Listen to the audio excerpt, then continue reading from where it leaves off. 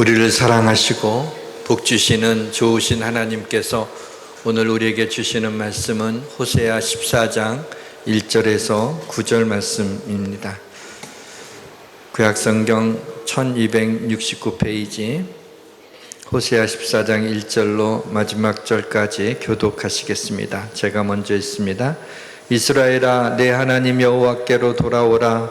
내가 불의함으로 말미암아 엎드러졌느니라.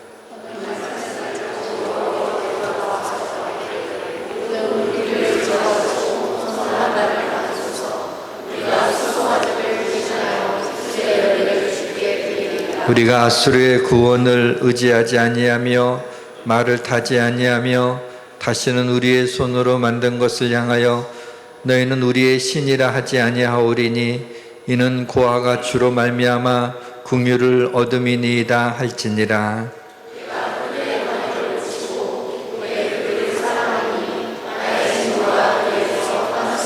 내가 이스라엘에게 이슬과 같으리니 그가 백합화 같이 피겠고 레바논 백향목 같이 뿌리가 박힐 것이라.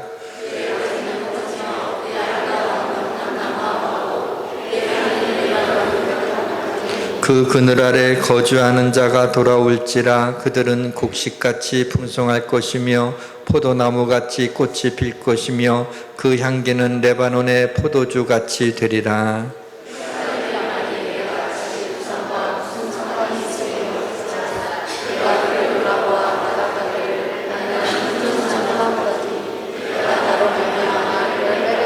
같이 있습니다.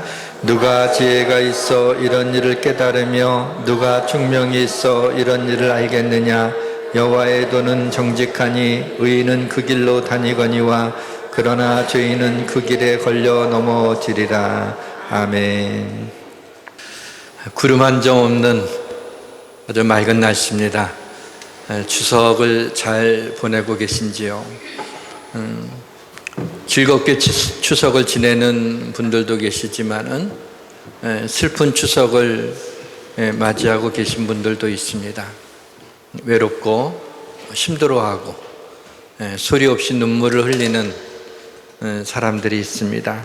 그러나 주님 안에 계시면 주님이 함께 하셔서 외롭지 않게 하실 것이고 주님이 도와주셔서 힘들지 않게 하실 것이고 주님이 흐르는 눈물을 닦아주시리라고 생각합니다. 그리고 고단한 인생도 하나님의 은혜 아래서 모든 것이 하나님의 은혜였다고 고백할 날이 올 것입니다. 하나님께서 그 인생을 슬픈 인생을 축복해 주시기를 주의 이름으로 축원합니다.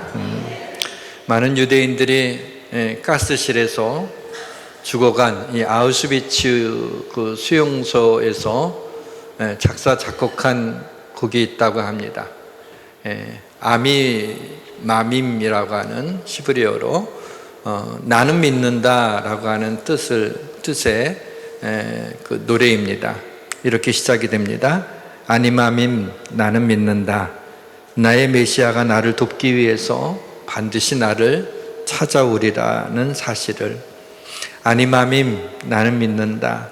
나의 메시아가 내 삶이 처해 있는 역경과 어두움 속에서도 도와주실 수 있는 전능하신 하나님이신 것을. 마음의 관절이 꺾여져서 어려운 일을 만날 때 그 충격을 흡수하지 못하고 상처받는 우리의 연약함을 하나님이 긍휼히 여기시고 이 시간 은혜를 주시기를 원합니다. 모든 것이 잘 될 것입니다. 사랑의 선지자로 불리우는 호세아가 기록한 이 호세아서는 하나님의 사랑이 덕지덕지 묻어있는 책입니다. 새벽 기도회 때 그동안의 호세아서를 쭉 살펴봤는데 호세아서 마지막 장인 14장을 남겨놓고 모든 성도들과 함께 호세아 14장을 나누고 싶다라고 하는 마음이 들었습니다. 그래서 호세아서 전체를 다시 읽기 시작했습니다. 호세아 선지자의 마음으로 호세아서 말씀을 전하고 싶었기 때문입니다. 호세아 선지자는 계속해서 이스라엘 백성들한테 회개를 촉구했지만은 회개하지 않았습니다. 오늘 본문인 이 14장은 회개하지 않는 이스라엘이 이제 곧 722년 BC 722년에 아수르에 멸망하지만은 결국에는 하나님께서 이스라엘을 회복시켜 주시겠다는 미래적 메시지를 담고 있는 책입니다. 하나님이 이스라엘 백성들을 애굽에서 구원해 내시고 광야에서 돌봐주시며 인도해 주셨고 젖과 꿀이 흐르는 가나안 땅을 주셨건만 이스라엘은 하나님 앞에 감사하지 못하고 오히려 하나님이 주신 축복을 가지고 우상을 섬기는 어처구니 없는 일을 했습니다. 이로 인해서 심판받을 것을 말씀하고 있습니다. 곡식과 새 포도주와 기름은 내가 그에게 준 것이요 그들이 바알을 위하여 쓴 은과 금도 내가 그에게 더하여 준 것이거늘 그가 알지 못하도다. 그러므로 내가 내 곡식을 그것이 익을 계절에 도로 찾으면 내가 새 포도주를 그것이 맡을 시기에 도로 찾으며 또 그들의 벌거벗은 몸을 가린 내 양털과 내 삶을 빼앗으리라 그랬어. 본문 1절은 하나님의 최종 선고입니다. 호세아서가 시작하면서부터 계속 돌아오라고 이렇게 외치고 있는데 마지막 장에서도 마찬가지입니다. 이스라엘아 내 하나님 여호와께 돌아오라. 내가 불의함으로 말미암아 엎드러졌느니라 이렇게 말씀하시고 바로 다음 절에서도 여호와께 돌아오라고 호소하고 있습니다. 호세아서는 돌아오라가 주제입니다. 그런데 돌아오라라는 말은 시브리어로 슈브라고 하는데 이 돌아오라라고 하는 주제는 호세아서뿐만 아니라 호세아서를 시작해서 말라기까지 이르는 12권의 짧은 책들이 있습니다. 짧은 내용의 책들이 그 책 전부 다를 소선지서라고 하는데 이 전체 주제가 슈브입니다. 하나님께 돌아오라라고 하는 것을 이야기하고 있는 겁니다. 오라 우리가 여호와께로 돌아가자. 여호와께서 우리를 찢으셨으나 도로 낫게 하실 것이요 우리를 치셨으나 싸매어 주실 것이라. 그런즉 너희 하나님께로 돌아와서 인내와 정의를 지키며 항상 너희 하나님을 바랄지어다. 호세아 선지자가 그동안에 하나님께서 고멜이라고 하는 창녀를 아내로 맞아들이라고 하는 참 어이없는 명령을 하셨습니다. 주의 종이니까 선지자니까 무조건 순종을 했습니다. 그래서 고멜이라는 이 창녀를 아내로 맞이했는데 이 거룩한 호세아 밑에서 생활이 안 되는 거죠. 다시 또 밖으로 나가게 됩니다. 다른 남자와 음행을 하게 됩니다. 그럴 때 하나님이 또 데리고 오라 그래서 값을 주고 다시 그 고멜을 아내를 데리고 오는 정말 가슴 찢어지는 그런 일들을 통해서 하나님께서 호세아 선지자에게 이스라엘 백성들이 영적으로 우상을 섬기고 간음을 해서 내 마음이 그렇다. 너도 그런 마음으로 이 말씀을 전하라고 했기 때문에 그런 일을 행하게 했던 것이죠. 그래서 그동안에 이 애끓는 그런 심정으로 이스라엘 백성들한테 너희들이 우상 숭배를 하고 하나님을 떠난 그 교만에 대해서 준엄한 심판을 선포했지만은 백성들은 아무렇지도 않게 심상히 여기면서 회개하지 않았습니다. 선지자들은 하나님의 말씀을 받으면 그것을 날 것으로 그대로 전합니다. 목회자가 설교자가 설교를 할 때 하나님의 심판보다는 하나님의 사랑을 더 많이 얘기하죠. 안 그래도 이 땅에서 지치고 피곤하고 힘든 가운데 무거운 다리를 이끌고 하나님의 전에 나왔는데 또 무서운 하나님의 진노와 심판을 말하는 것이 마음에 너무 좀 안쓰러워서 좀 그런 말씀 가능하면은 하나님의 사랑, 하나님의 축복, 하나님의 위로에 대해서 말씀을 전하고 싶은 그런 마음들이 생기곤 하지만 선지자들은 그렇지 않았어요. 전한 그대로 전해야 됐습니다. 그래서 오늘 본문에 보게 되면 염통 거풀을 찢고 삼키겠다. 너희들이 칼에 엎드러지겠다. 아이벤 여인의 배가 갈라지리라 라고 하는 이렇게 섬뜩한 정말 그런 입에 담기가 너무 힘든 그런 말씀을 선포했습니다. 결국에는 아수르에 의해서 멸망을 당하죠. 그래서 실제로 이 하나님의 심판이 수사적인 표현이 아니라 실제로 칼에 엎드려져서 찔려서 죽임을 당하고 염통 거풀이 찢어지듯 온몸이 찢겨져 나가는 사람도 있었고 아이벤 여인의 배를 아수르 군인들이 갈라서 죽이는 일들이 실제로 일어나는 거예요. 그러니까 이 무서운 하나님의 말씀은 그냥 수사적인 게 아니라는 거죠. 말씀은 그대로 이루어지는 거예요. 그러나 영원히 이스라엘을 버린 건 아니죠. 하나님이 회복시켜 주시겠다라고 하는 약속을 하십니다. 이스라엘 백성들의 죄를 생각하면 의로우신 하나님은 이스라엘 백성들을 영원히 진멸하는 것이 맞지만 하나님이 그렇게 하시지 않겠다는 거예요. 왜요? 우리를 사랑하시기 때문이죠. 그래서 생각해 보니까 믿음이라는 것은 부인할 수 없는 힘이라면 사랑은 외면할 수 없는 힘인 것 같아요. 하나님이 우리를 사랑하시기 때문에 우리를 외면하지 않습니다. 우리를 진멸하지 않으시겠다고 말씀하신 근거도 흥미롭더라고요. 내가 하나님이요 사람이 아니기 때문에 내가 너희를 용서한다는 것입니다. 내가 나의 맹렬한 진노를 나타내지 아니하면 내가 다시는 에브라임을 멸하지 아니하리니 이는 내가 하나님이요 사람이 아니라. 사람은요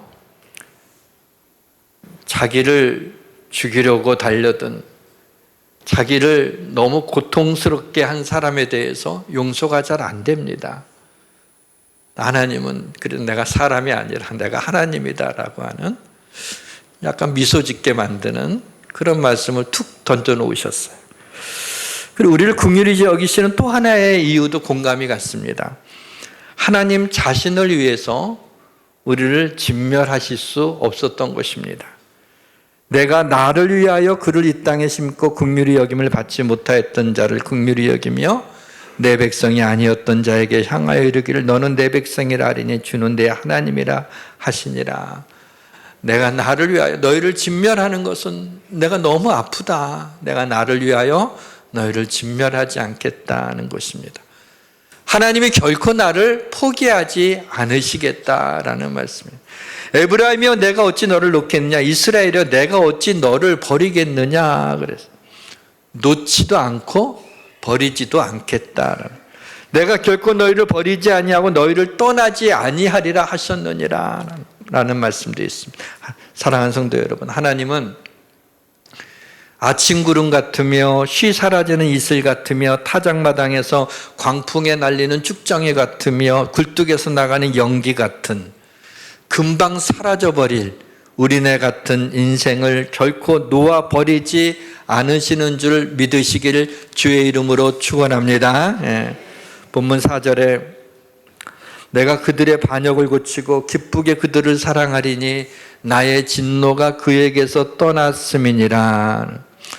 저는 이 말씀을 읽다가 굉장히 인상적이었어요. 뭐냐면 기쁘게 그들을 사랑한다. 죄로 얼룩진 사랑스럽지 않는 백성들을 향해서 그냥 사랑하신다고 표현한 것이 아니라 내가 기쁘게 너희를 사랑한다라고 하는 이 표현을 통해서 하나님이 얼마나 우리를 사랑하시는가라고 하는 것을 새삼 느꼈습니다. 바로 앞장인 13장에서 활화산이 폭발해서 마그마를 분출하듯이 분노의 형벌을 쏟아내던 하나님이 갑자기 내가 너희를 기쁘게 사랑한다 라고 말씀하신 것입니다. 사랑하는 성도 여러분, 여러분들이 지금 어떤 상태에 있든지 어떤 곤고함에 있든지 여러분들은 때로 죄를 지어서 넘어져서 죄책감에 시달리고 있든지 하나님이 여러분 모두를 기쁘게 사랑하심을 믿으시길 주의 이름으로 축원합니다. 하나님께 돌아오면 다 용서받습니다. 하나님의 진노가 떠납니다. 본문 4절 하반절에 나의 진노가 그에게서 떠났음이니라 그랬어요. 우리는 사실 하나님의 진노에서 벗어날 수 없는 죄인이지만 우리에게서 하나님의 진노가 떠났다고 말씀하시는 이유는 예수 그리스도가 우리를 향하신 진노를 대신 받기 위해 십자가에 죽으셨기 때문입니다. 우리의 죄값을 치르셨기 때문에 우리가 치러야 될 죄값이 더 이상 없습니다. 그 주님을 믿기만 하면 우리가 어떠한 이전에 무슨 죄를 졌던지 간에 주님이 우리의 죄값을 치르셨음을 믿으시기를 바랍니다. 기억이 좀 솔직히 희미하지만 그래서 디테일적인 부분에서 조금 사실과 다를 수도 있지만 그러나 대략 기억나는 것이 있어요. 제가 어릴 때 장신동에서 살았는데 그때는 그 장신동의 그 골목에는 전부 다 흙으로 되어 있었어요. 골목마다. 그래서 거기서 이제 구슬치기, 뭐 딱지치기, 뭐 다방구, 술래잡기 이런 걸 많이 놀았어요. 학교에 제가 꽤 공부를 안 했습니다. 그래서 아주 노는 것을 너무 좋아했어요. 그래서 그 골목에서 친구들은 가방만 집에 탁 던져놓고 그냥 그다음부터 놀고 이제 해가 질 때 밥 먹으러 오라고 이제 어머니 소리가 들리면 그때야 이제 집에 돌아가곤 했는데 그거 너무 재밌었어요. 그러니까 뭐 이렇게 재밌었는지. 근데 한 번은 공놀이를 하는데 내가 딱 던졌는데 이 공이 어느 집 그 유리창을 깬 거예요. 쨍그랑하고 깨졌어요. 옛날에 유리창에 이렇게 붙여놓은 거 기억하세요? 좀 오래된 사람들은 알죠? 이렇게 붙여놓고. 그때는 집들이 왜 이렇게 낮았는지 모르겠어요. 그래서 창문을요, 까치발 들고 어른이 이렇게 보면은 그 안이 다 들여다 보일 정도로 지붕도 낮았고, 그래서 이제 창문도 이렇게 낮았어요. 근데 그걸 깨트린 거야. 근데 그게 깨지자마자 마치 주인 아주머니가 기다리고 있었던 것처럼 한두 번이 아니니까 그냥 확 누구야 하면서 뛰쳐나오는데 그때 같이 놀던 그 친구들과 그 동네 아이들이 전부 다 저를 가리키는 거예요. 얘라고. 의리도 없이 아마 제가 그랬더라도 그렇게 그냥 그런 바에 제가 놀래가지고 막 도망갔어요. 도망간 다음에 그 근처를 못 가겠는 거예요. 그 골목 거기서 놀아야 되는데 나의 오직 기쁨이요 소망이 거기서 골목길에서 친구들하고 노는 그 재미인데 이제 그 주인 아주머니 때문에 그 애들하고 놀지를 못하고 한 어느 정도인가 조금 시간이 이제 지난 다음에 우연히 그 골목길을 지나지 않을 수 없게 돼서 지나가는데 거기에 주인 아주머니가 밖에 딱 나와 있는 거야. 아주 시겁했습니다. 제가 깜짝 놀라서 다시 도망가야 되나 하고 이렇게 몸을 돌리려고 하는 순간에 그 아주머니가 야 얘야 일로 와봐 그래. 그러면서 웃으면서 내 엄마가 유리창 값을 치렀다 그러는 거예요. 괜히 그 골목에서 놀지 못했던 거예요. 지금 이해가 안 되는 것은 왜 저희 어머니 어떻게 알게 됐나 그것도 잘 모르겠고 그건 아마 애들이 얘기했는지 그 집주인이 얘기했는지 저를 아니까 그럼 그럴 수 있으라고 생각했는데 왜 저한테 유리창 값을 치렀다고 말해 주셔야지. 그걸 내가 알지. 그것도 몰라서 그걸 몰라가지고 그 골목길에서 놀지를 못했는데 그 후부터는 어깨를 펴고 당당히 아주머니가 있더라도 아무렇지도 않게 아주 골목길에서 잘 놀았어요. 비유가 비교도 되지 않지만 내가 잘못한 값을 누가 대신 치러지면 그러면 당당한 겁니다. 사랑하는 성도 여러분, 주님이 우리의 죄값을 치러주셨습니다. 마귀가 주는 죄책감이나 불안감이나 두려움들을 내려놓으시고 이 땅에서 고개를 들고 어깨를 펴고 당당히 여러분의 주님의 은혜로 인생을 살아내시기를 주님의 이름으로 축원합니다. 네. 어떻게 하나님 앞에 돌아올 수 있을까요? 두 가지를 말씀드리려고 그러는데 그냥 성경 구절만 말씀드리려고 그래요. 왜냐하면 그렇게 해도 이해하기가 어렵지 않기 때문이고 또 성경 말씀 그냥 이걸 그대로 받으면 되는 겁니다. 하나는 말씀으로 여호와께 돌아올 수 있습니다. 말씀을 읽는 가운데, 말씀을 듣는 가운데, 말씀을 묵상하는 가운데 우리는 하나님 앞에 돌아갈 수가 있게 돼요. 본문 2절에 너는 말씀을 가지고 여호와께로 돌아와서 이르기를 모든 불의를 제거하시고 선한 바를 받으소서 우리가 숫송아를 대신하여 입술의 열매를 주께 드리리이다. 말씀을 가지고 돌아오라. 이 말은 말씀으로 인하여 우리가 하나님 앞에 돌아올 수 있다는, 하나님의 말씀을 들어야 돼요. 들어야 믿음이 생기고, 말씀을 들어야 우리가 깨닫게 되고, 말씀을 들어야 하나님께로 돌아오게 됩니다. 입술의 열매는 찬양하는 입술입니다.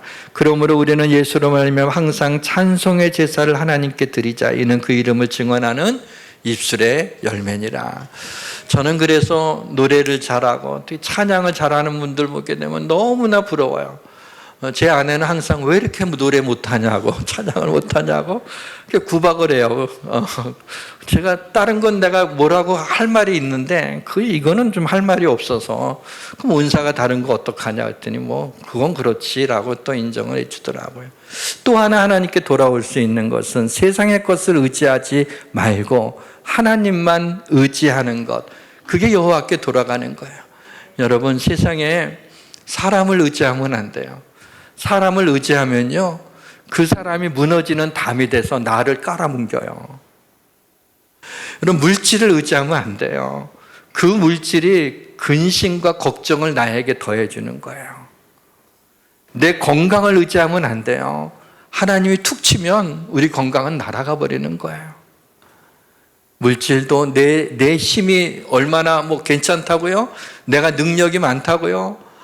여러분, 아무것도 아니에요. 우리 인생은 하나님을 의지하면 이 모든 걸 주시지만은 하나님을 의지하지 않고 세상을 의지하게 될 때 우리는 넘어져요. 그래서 하나님이 나를 의지하라. 그게 하나님께 돌아오는 거예요.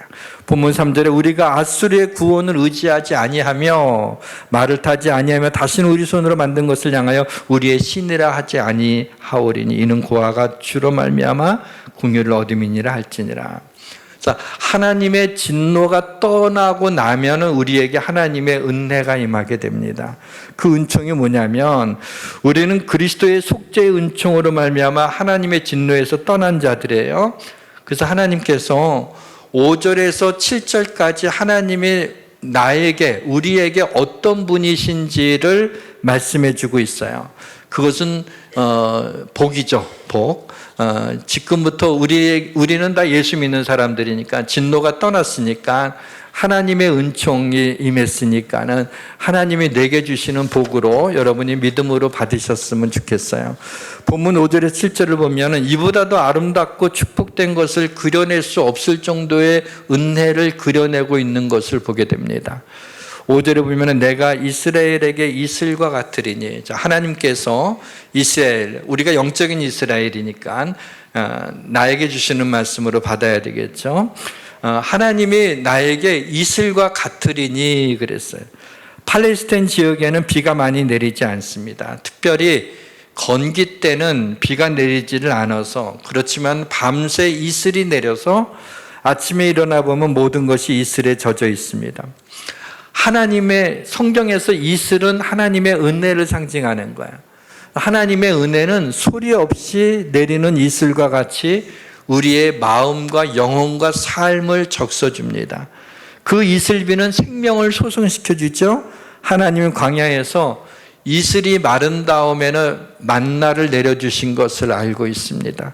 하나님이 우리에게 이슬과 같다는 것은 하나님은 우리에게 은혜를 베푸시는 분이며 우리의 생명을 소성시키는 분이다라고 하는 겁니다. 또 그가 백합화같이 피겠고, 이슬을 맞고 태어난 백합화는, 피어난 백합화는 순결함을 상징합니다. 죄로 인하여 더럽혀진 우리의 영혼을 백합화처럼 정결하게 해주시겠다라는 거죠. 레바논의 백향목같이, 백향목이라고 하는 것은 이스라엘 예루살렘 성전의 기둥이 백향목으로 되어 있어요. 이 백향목은 올곧고 아주 견고한 뿌리를 가지고 있습니다. 우리를 성전의 기둥으로, 교회의 기둥으로 사용하기를 원하신다는 것이며 우리의 삶을 흔들리지 않도록 해주시겠다라고 하는 겁니다. 감람나무와 같고, 감람나무는 감람유, 올리브유를 생산하는 그러한 나무죠. 성경에서 기름은 성령을 상징합니다. 우리를 성령으로 충만케 해주시겠다는 겁니다. 곡식같이, 풍성한 곡식처럼 풍성한 삶을 약속하고 있습니다. 포도나무같이 꽃이 피고 그 향기는 레바논의 포도주같이 되리라. 포도나무는 열매를 맺고 포도 열매를 포도주로 만들죠. 포도주는 뭘 상징할까요? 기쁨입니다. 열매 맺는 삶, 기쁨이 넘치는 삶을 주시겠다라고 하는 약속입니다. 그리고 8절에는 마지막으로 우리 오늘 말씀의 제목인 푸른 잣나무가 나옵니다. 나는 푸른 잣나무 같으니. 푸르다라고 하는 것은 미래를 상징하는 겁니다. 푸른 잣나무, 밝은 미래를 상징합니다.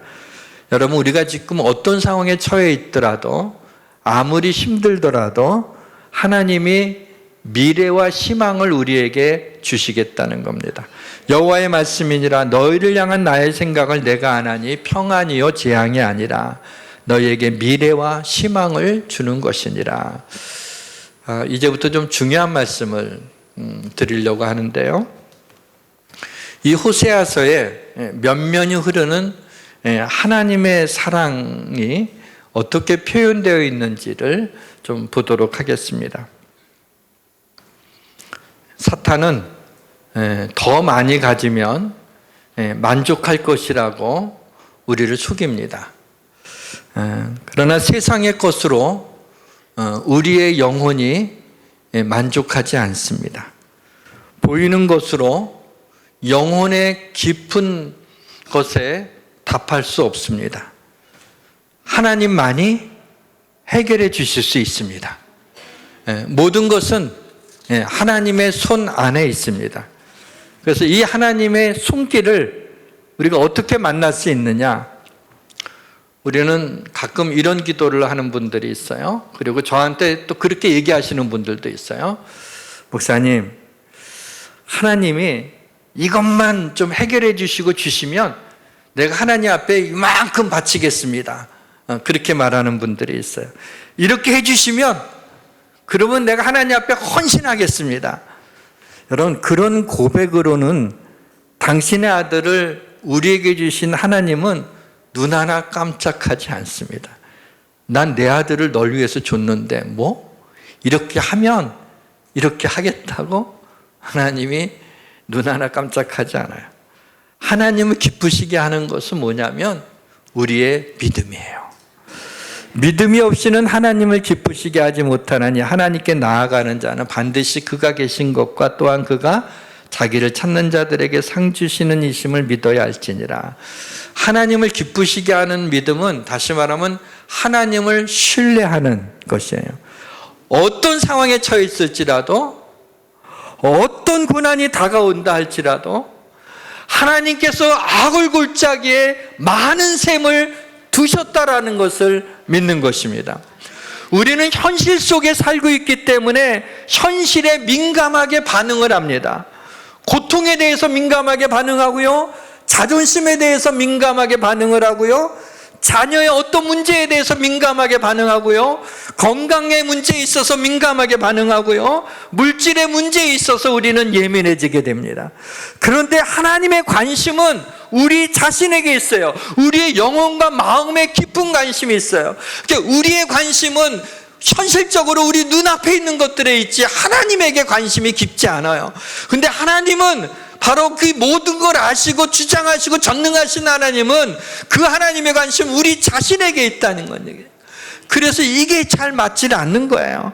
그래서 하나님이 종종 우리를 고통 가운데 인도하셔서 고통 가운데 인도해 주셨는데 그 고통 가운데 놀라운 약속으로 약속만 해 주시지 현실적으로 여전히 힘든 상태에 우리를 내버려 주실 때가 많이 있어요. 그래서 어떤 힘든 일을 만나서 고통스러운 일을 만나서 기도하라 그랬으니까 하나님 앞에 열심히 기도하는데 하나님이 말씀으로 그래 내가 너와 함께하리라 너를 도우리라 뭐 이렇게 약속만 해주시지 집에 가면 하나도 안 도와주신 것 같아. 뭐 삶의 변화들이 일어난 것 같지가 않아요. 그런 걸로 인하여서 우리는 굉장히 낙심을 하게 됩니다. 우둔한 우리의 인생은 그것을 잘 이해하지 못할 때가 많이 있습니다. 그러나 내가 에브라임에게 걸음을 가르치고 내 팔로 안았음에도 내가 그들을 고치는 줄을 그들은 알지 못하였도다. 그게 우리 얘기가 아니겠습니까? 내 마음대로 내 욕심대로 끝까지 하다가 넘어졌을 때 한계에 부딪혔을 때 그래서 오 주여 하고 완전히 그와 같은 막장에 이르게 될 때 비로소 깨닫게 됩니다. 뭘 깨닫게 되냐면 내가 눈물을 흘리며 힘들어할 때도 하나님이 나를 떠나신 것이 아니라 나와 함께 하셨구나. 그 와중에도 나를 고치고 계셨다는 사실을 알게 되는 것입니다. 그동안 하나님이 사랑의 줄로 나를 이끌고 계셨다는 것을 비로소 마지막에 깨닫게 되는 것입니다. 이것을 하나님이 명확히 하셨습니다. 네가 애굽 땅에 있을 때부터 나는 네 하나님 여호와니라 그랬습니다. 하나님, 이스라엘의 하나님은요, 이스라엘 백성들을 홍해바다가 갈라지게 해서 광야로 인도하시고 가나안 땅으로 들여주신 하나님만이 그들의 하나님이 아니라 애굽 땅에서 고통 가운데 부르짖으며 그들이 힘들어하고 있을 때에도 하나님, 그들의 하나님이었어요. 그래서 네가 애굽 땅에 있을 때부터 나는 내 하나님 여호와니라. 여러분, 우리가 지금 어떤 너무 고통 가운데 있다 할지라도, 너무 곤고한 상황에 있다 할지라도 하나님이 여러분을 덜 사랑하는 것도 아니고 떠난 것도 아니고 지금도 하나님은 하나님이십니다. 하나님은 우리의 고난의 현실 속에 찾아오셔서 우리와 함께 걸으십니다. 우리가 아무리 힘들다고 비명을 질러도 우리는 하나님으로부터 도망갈 수가 없습니다. 우리를 놓지 않고 끝까지 붙들어 주신 하나님 감사합니다. 말씀의 문을 닫겠습니다. 사랑하는 성도 여러분, 본문 8절에 하나님은 자신을 우리에게 푸른 잣나무 같다고 말씀하셨습니다. 뭔가요? 변함없이 우리를 사랑하신다는 겁니다. 우리가 어떤 상태에 있든지 상관없이 우리를 사랑하신다는 거예요. 뿐만 아니라 하나님으로 인하여 우리가 열매 맺는 삶을 살게 될 것이다 라고 하는 말씀으로 호세아서의 끝을 맺습니다. 그리고 호세아서 마지막 장 마지막 절, 마치 부록 같은 그 마지막 절에서 의미심장한 말씀을 사인처럼 남겨놓으셨습니다. 누가 지혜가 있어서 이런 일을 깨달을 수 있느냐? 누가 총명이 있어 이런 일을 알겠느냐? 여호와에도 진리의 말씀을 붙잡고 인생길을 가는 자도 있고 진리의 말씀을 붙잡지 못하고 인생길을 가다가 넘어져서 자기 생각대로 인생을 살다가 생각지 못한 곳에 떨어지는 자도 있을 것이다 라는 얘기를 하고 있습니다. 하나님 없이 인생길을 살다가 가시면 인생의 헛된 자랑을 헛된 존재 앞에서 하다가 세상을 떠나는 것입니다. 이때 로마서 말씀이 생각났습니다. 깊도다 하나님의 지혜와 지식의 풍성함이요 그의 판단은 헤아리지 못할 것이며 그의 길은 찾지 못할 것이로다. 우리가 지혜로워서 우리가 명석해서 우리가 뛰어나서 주님을 알게 된 것이 아니에요. 우리의 지혜로 알게 된 것이 아니에요.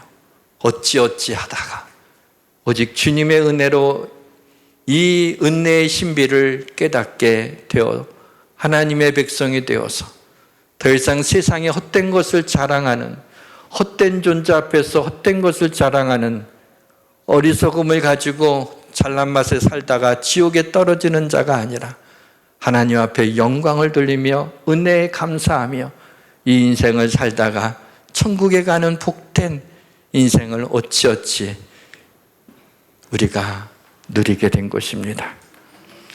누가 저한테 한 번도 물어본 적은 없지만 물어봐 줬으면 좋겠어요. 목사님, 왜 예수를 믿으세요? 이렇게 좀 물어봐 줬으면 좋겠어요. 근데 감히 저한테 그렇게 묻는 사람은 없는데 저 자신에게 물어봤어요. 나는 왜 예수를 믿는가? 이렇게 답하고 싶었어요. 믿지 않기가 너무나 힘들어서, 너무나도 은혜가, 너무나도 놀라운, 너무나도 진리의 말씀 가운데 인도해 주시는 도저히 믿지 않을 수가 없었던 것입니다. 인생은 은혜입니다. 우리 인생은 신비입니다. 찬양합시다. 하나님 한 번도 나를 실망시킨 적 없으시고,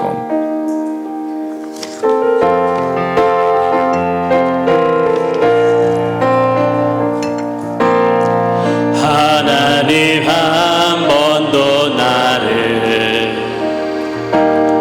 실망시킨 적 없으시고, 언제나 공평과 은혜로 나를 지키셨네. 오 신실하신 주, 오 신실하신 주, 내 너를 떠나지도 않으리라. 내 너를 버리지도 않으리라. 약속하셨던 주님, 그 약속을 지키사 이후로도 영원토록 나를 지키시리라 확신하네. 모든 세월들 돌아보아도 지나온 모든 세월들 돌아보아도 그 어느 것 하나 주의 손길 안 미친 것 전혀 없네. 오 신실하신 주, 오 신실하신 주, 오 신실하신 주, 내 너를 떠나지도 않으리라. 내 너를 버리지도 않으리라. 약속하셨던 주님, 그 약속을 지키사 이후로도 영원토록 나를 지키시리라 확신하네.